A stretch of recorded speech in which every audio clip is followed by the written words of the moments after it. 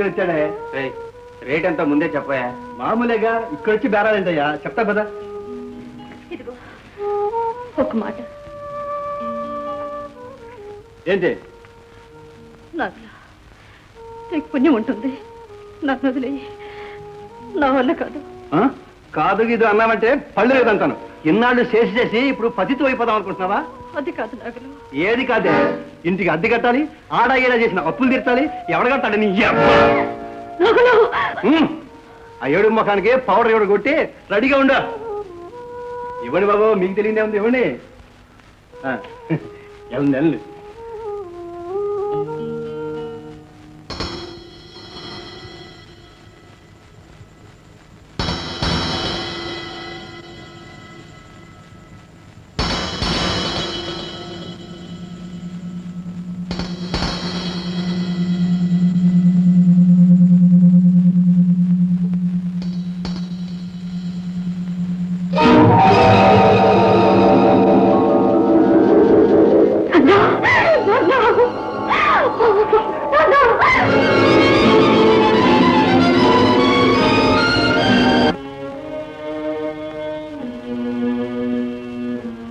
ఏమండి, ఇక్కడ వసంత అనే అమ్మాయి ఉందా? ఈ ఊళ్ళో ఆ పేరు గల వాళ్ళు ఎవరు లేరు బాబు.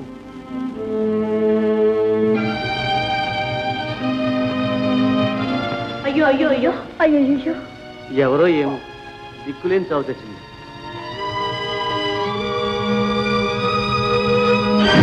వసంత,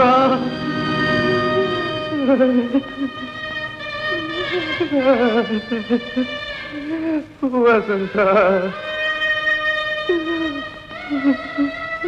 వసంత.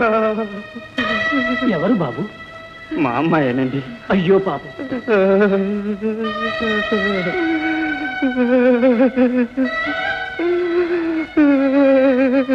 తమ్ముడు,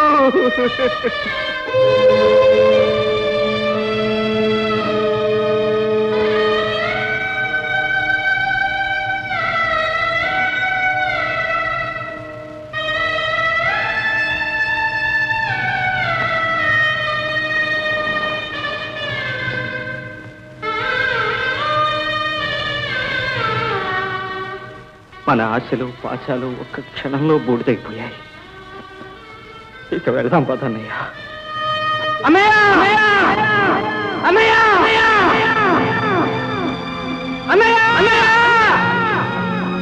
దేవుడు, నన్నేం చేసిపోయావు దేవుడు. ఈ పిల్లలు ఎట్ట పెంచేది, ఎట్ట పెళ్లి చేసేది దేవుడు. అక్కయ్య, బావగారు ఎక్కడికి వెళ్తారు? మనసు బావకు ఎటో వెళ్ళుంటారు. 4 రోజులు తిరిగి వస్తారు. రాకపోతే మీ మరిది గారు వెళ్ళి వెతికి తీసుకొస్తారు.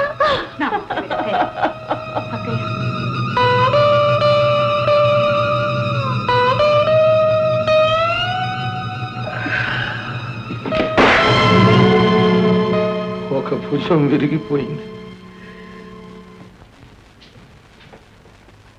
మావయ్య, ఎంత పని జరిగిపోయింది. పోతే పోయాడు. మా బాకీల సంగతి ఏమైనా చెప్పిపోయాడా? మీ బాకీ ఎక్కడికి పో. ఇది రాజయ్య వంశం రా. ప్రాణం పోయినా మానం పోనీదు.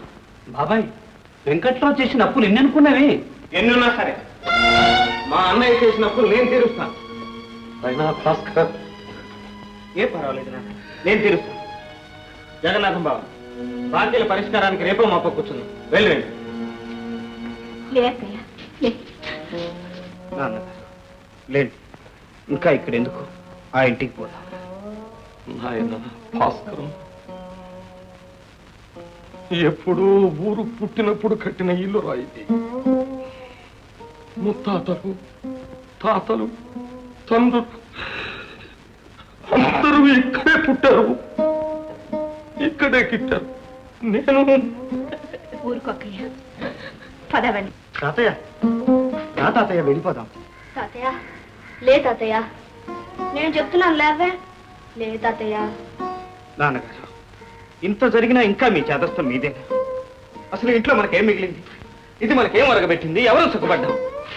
ఎన్నాళ్ళు పాత పాత అని పాకులాట్టమే తప్ప వాస్తవం గమనించని. ప్రతి కొత్తది పాత కాక తప్పదు, ప్రతి పాతది నశించక తప్పదు. లేండి నాన్నగారు.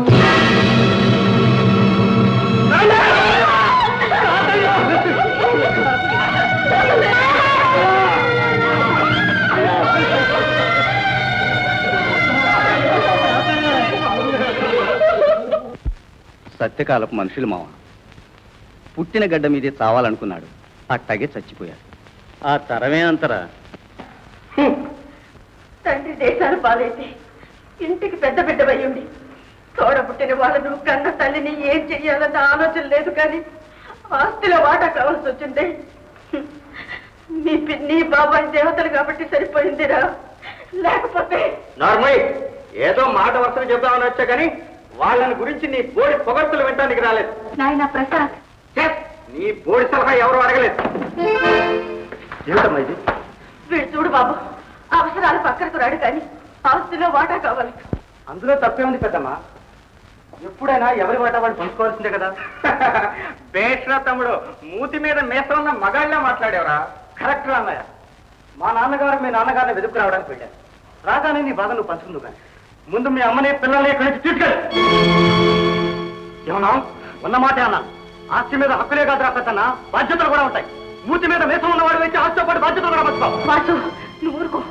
ఎందుకమ్మా, ఎందుకు ఊరుకోవాలి? 2 సంవత్సరాల భారం నాన్నగారు ఒక్కరే ఎలా భరిస్తారమ్మా? వాసు, పెద్ద చిన్న లేకుండా ఏమిటో నువ్వు మాట్లాడేది? నీకు తెలియదు, నువ్వు ఊరుకోమ్మా. పోరా, తిరిగిపో. పదేనే పోదాం. ఒరే ప్రసాద్, కదులుతావా లేదా?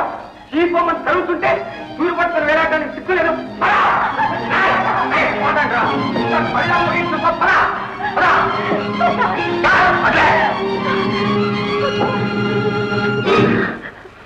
వాసు, ఎంత పని చేసేవరా?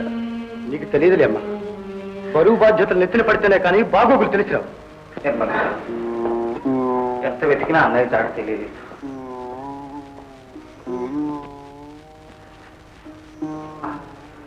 పుట్టిన పిల్లలు ఏది? ఏమిటి నిర్మలా, ఏం జరిగింది? ఎందుకా ఏడుపు? చెప్పు నిర్మలా. ఏం చెప్పమంటారండి, తరాలు మారుతున్నట్టే పిల్లల మనస్తత్వాలు కూడా మారిపోతున్నాయి. ఆస్తిలో వాటా కావాలంటూ వచ్చాడు ప్రసాద్. ఆస్తితో పాటు మీ అమ్మని పిల్లల్ని కూడా తీసుకెళ్ళమన్నాడు వాసు. మాట పెరిగి ప్రసాద్ అక్కయ్యని పిల్లల్ని బలవంతంగా తీసుకెళ్ళిపోయాడండి. మాట పెరిగి వాడు తీసుకెళ్ళిపోయారు. సరే, మంచి చెడ్డ ఆలోచించి నువ్వు ఆపలేకపోయావా? చిచి, ఆ ప్రసాద్ ఎక్కడ ఉంటున్నాడు తెలుసా? కల్లుపాకం. ముక్కు పుస్తలాలను పసిబిడ్డలో పెట్టుకుని వదిన ఆ కల్లుపాకంలో ఎలా ఉంటుంది? ఎంత పరువు తక్కువ.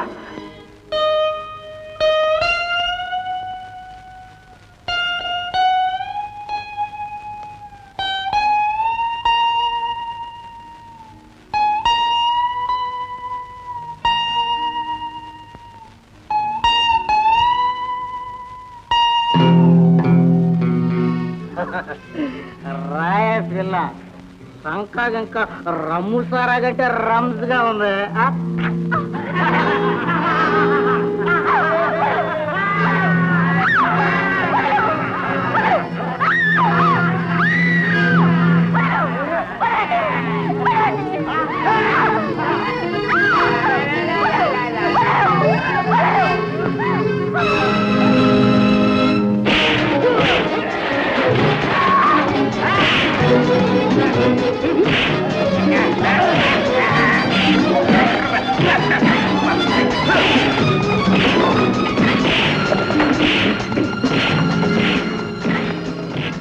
ఈరోజు వీడి అంతం చూస్తాం.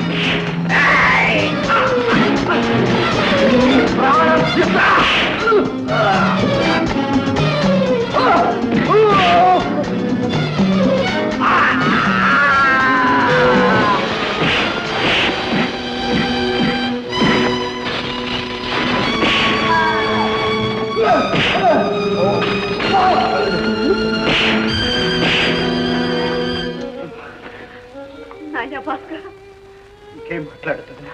రండి ఇంటికి వెళ్దాం.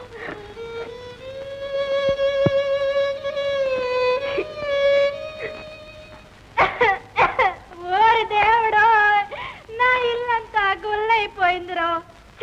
అంత తెలుస్తాడంట అంత.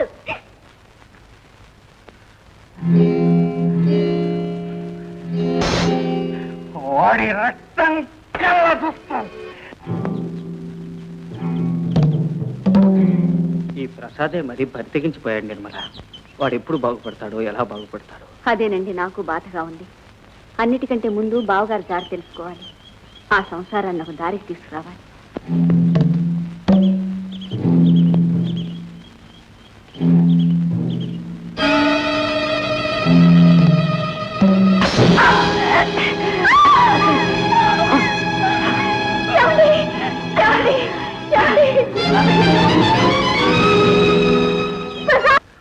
అమ్మా నిర్మల, చూడు తల్లి, నీకు తెలియంది కాదు.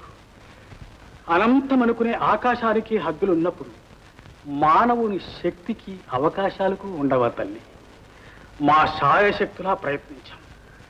భాస్కర్ని ప్రమాదం నుంచి తప్పించగలిగాం. కానీ అతని కంటి నరాలు బాగా దెబ్బతిన్నాయేమో. చూపుల గురించే కొంచెం అనుమానంగా ఉంది. నాన్న ప్లీజ్.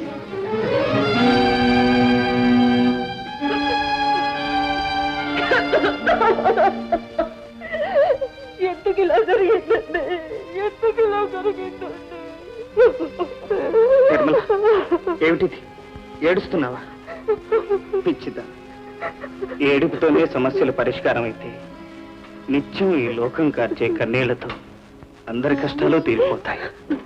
చూడు, చీకటైపోయిన నా జీవితానికి ఆశాజ్యోతిగా ఉండవలసిన నువ్వు ఇలా ధైర్యపడతావా? లేదండి, లేదు. నా జీవం, దైవం, నా సర్వస్వం మీరు. నా జీవితాన్ని మొత్తిగా చేసి నా ప్రాణాలే చమురుగా పోసి మీరిచ్చిన ధైర్యంతో ఆ జ్యోతిని వెలిగించి మన చుట్టూ అలుముకున్న చీకట్లను వెలుగును చేస్తారండి, వెలుగును చేస్తారు. ఇక నుంచి నేనే మీరు, నా కళ్ళే మీ కళ్ళండి. నీ కళ్ళే నా కళ్ళన్నావు కదా. అవునండి. ఇన్నేళ్ల మన జీవితంలో ఎన్ని ఒడిదుడుకులు చూశాం, ఎన్ని కష్టాలను ఎదుర్కొన్నాం. ఏనాడైనా నేను కంటతడి పెట్టగా చూసావా? ఇవి నా కళ్ళు నిర్మల. ఈ కళ్ళలో నీళ్లు రాకూడదు. రావండి, రావు, రానివ్వను.